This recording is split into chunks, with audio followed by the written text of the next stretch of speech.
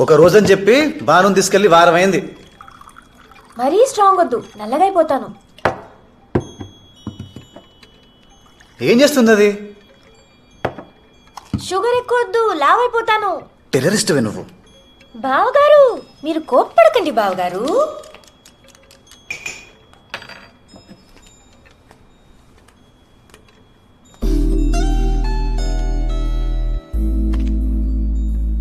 Coffee ఎలా ఉంది?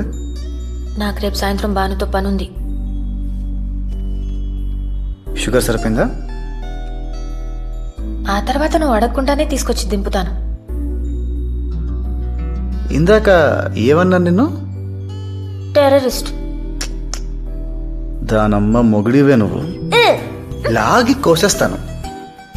నాకు తెలియని ఇంపార్టెంట్ పనులు ఏంటి దానికి? బోల్డ్ ఉంటాయి. ఏ మాకు తెలియకుండా నీకు సీక్రెట్స్ లేవా? నాకేం లేవే. నీ కడుపు నిండా సీక్రెట్సే. ఒక్కదానికి స్ట్రైట్ గా ఆన్సర్ చెప్పావా? నేనా?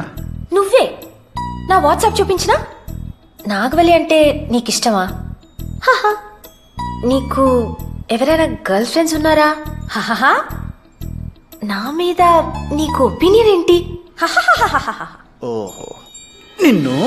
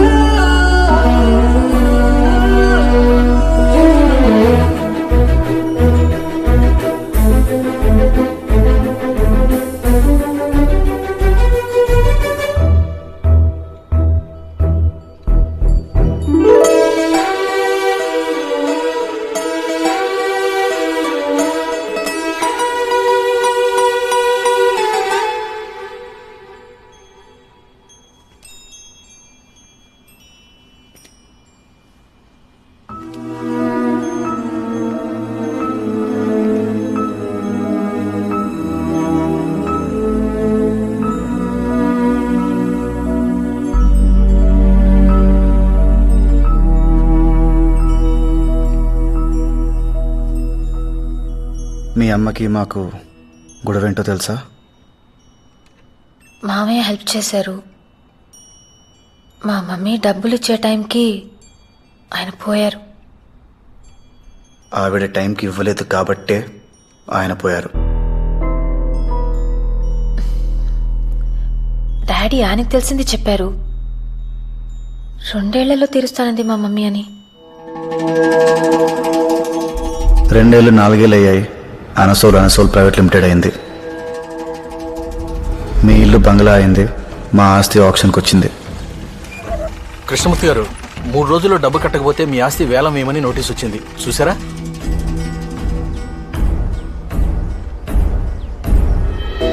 ఇంకో 2 నెలల్లో గాని వాళ్ళు బిల్స్ రిలీజ్ చేయరు. అప్పటిదాకా నేనేం చేయలేను. 2 నెలల తర్వాత నువ్వు ఇచ్చిన దానికి రెట్టింపిస్తానన్నయ్య. 100 200 ఎకరాలు కొను. ఇది ఉండదు కదమ్మా. అను, లోపలికెళ్ళు.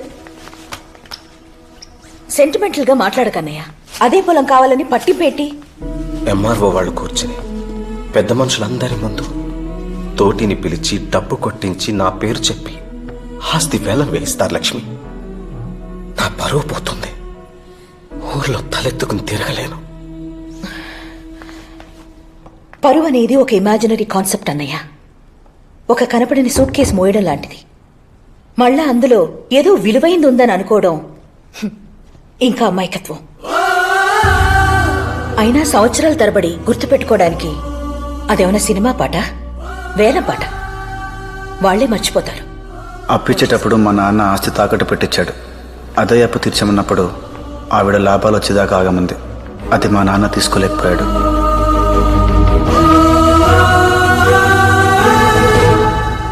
ఆ రోజు మీ నాన్న పైనుండి కింద లేడో, ఊర్లో ఉండి ఇంట్లో లేడో, మా నాన్నకు అవసరమైనప్పుడు మాత్రం మీ నాన్న లేడు.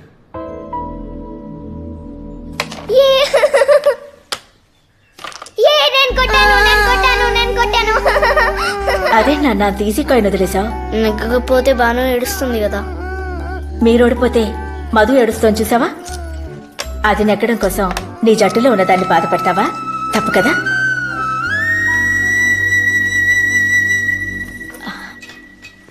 వదినతో మాట్లాడారా? ఏమండి? ఏమండి? డబ్బు తెచ్చాను. రేపు పొద్దున్నే నువ్వు వెళ్ళి కట్టేసిరా.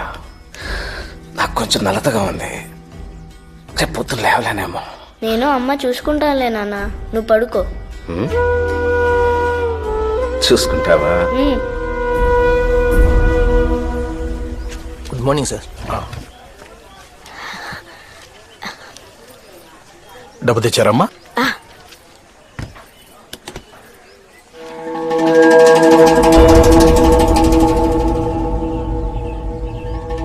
నందు, మీ అమ్మ నిన్న సాయంత్రం చెప్పిన మాటలు చాలా కరెక్ట్ రా. అవతల వాళ్ళు నెగ్గడం కోసం నీతో ఉన్న వాళ్ళని ఓడించడం క్షమించలేని నేరం. నువ్వు ఆటలో చేసిన తప్పు నేను లైఫ్లో చేశాను. మహాలక్ష్మి నెగ్గడం కోసం మిమ్మల్ని అందరినీ రోడ్డుకి లాగేశాను. నేను అవతలి వాళ్ళ గెలుపులో ఆనందం వెతుక్కోవాలనుకున్నాను. అది తప్పురా. నీకు ఆనందం కావాలంటే అది నీ గెలుపులోనే వెతుక్కో.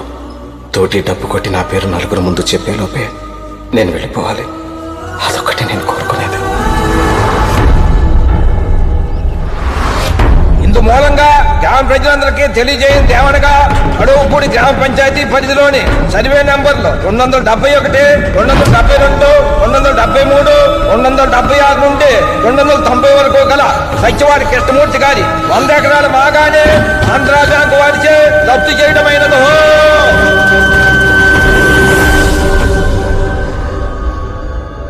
మీ అమ్మ తన గుర్తుంది చెప్పింది. మీ నాన్న ఆయనకు తెలిసింది చెప్పాడు. నేను జరిగింది చెప్పాను. ఎందుకంటే నచ్చినా నచ్చకపోయినా నేను మొత్తం గుర్తుపెట్టుకోవాలి. పోయింది మా నాన్న కదా.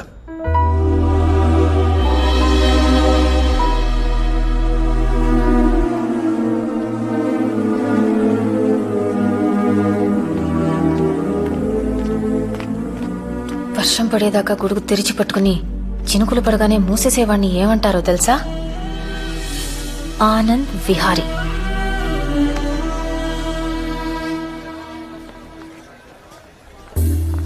నా బ్యాడ్ లక్ ఎలా ఉందంటే, అసలే నాకు నందుకి మధ్య దూరం పెరిగిందనుకుంటే మా మమ్మీ శేఖర్ వాళ్ల కోసం ఇస్తున్న పార్టీకి నందుని క్యాటరింగ్కి పిలిచారు. కూర్చో. హలో. ఏం చెప్పొప్పించావు తాతయ్య? తినకూడదు. నువ్వు చెప్పిందే తీసుకోకుండా ఇంకోసారి చెప్పాను. అంటే అను చూడటానికి వెళ్ళడం, బానుని కలవటం అంత అక్కర్లేదు, సగం చాలు. అమ్మాయి నచ్చింది, కాన్ఫిడెన్స్ వచ్చింది. కొంచెం అటు ఇటుగా అదేరా. అటు ఇటుగా ఏంటి తాతయ్య? ఏంటి మీ తాత మనోళ్ళు ఏదో డిస్కషన్ లో ఉన్నట్టున్నారు? మా డబ్బున్న కష్టాలు మీకు ఏం తెలుస్తాయండి? అక్కడ పెట్టు. అది కూడా కొంచెం వెయ్యి. నువ్వేనా వంటలు చేయించేది? లాజిస్టిక్స్ సూపర్వైజ్ చేస్తాను. పేరేదైతేనే పని అదేగా. నువ్వేంట్రా ఇక్కడ? తింటావా ఏంటి? రా, నిన్నే రా.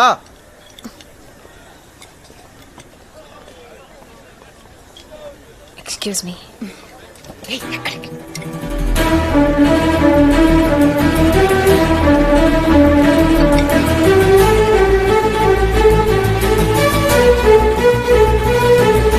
నందు,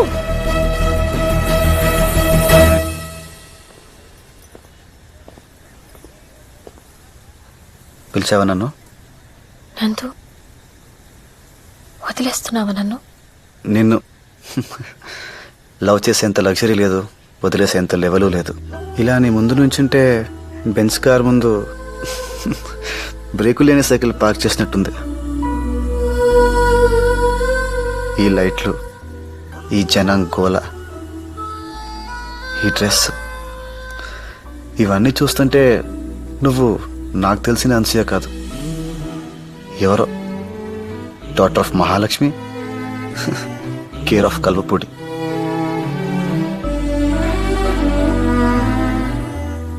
ఏంట్రా అయితే కళ్ళలో దుంపడకుండా నీళ్ళు వచ్చేస్తున్నాయి. అను అను రామ్మ నీకోసం వెయిట్ చేస్తున్నారు. వంటలు చాలా బాగున్నాయట్రా. థ్యాంక్స్ మావయ్య. పెళ్లి కాంట్రాక్ట్ కూడా మాకేపించు వీలైతే. నువ్వు చెప్పాలట్రా ఉం? నందుగారు బిర్యానీ అయిపోయిందండి ఇంకా తినాల్సిన వాళ్ళు చాలా మంది ఉన్నారు. నేను వంటోడని ప్రతి 10 నిమిషాలకు వస్తే గుర్తు చేస్తారేంట్రా? నేనేం మర్చిపోలేదు. పోనీ ఫ్రైడ్ రైస్ తో మేనేజ్ చేసేయమంటారా? ఉన్న దాంతోనే సర్దుకోవాలి. అయిపోయిన దాని గురించి అనుకోవడం దేనికి?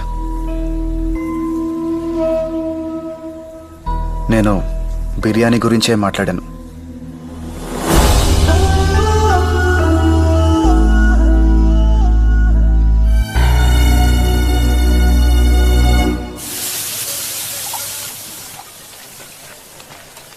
రే ముత్యం, ఓ మంచి పాట పాడరా.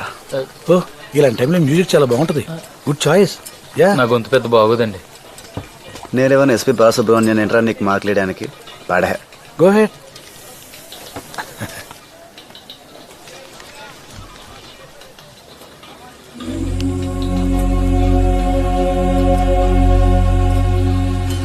గుడి వీధి శ్యామలండి.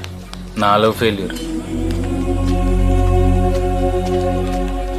పాడరా ముత్యం, పాడు.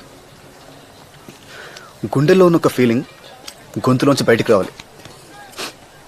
మిగిలింది ఏమైనా ఉంటే కంట్లోంచి కారిపోవాలి. పాటను చెప్తాను.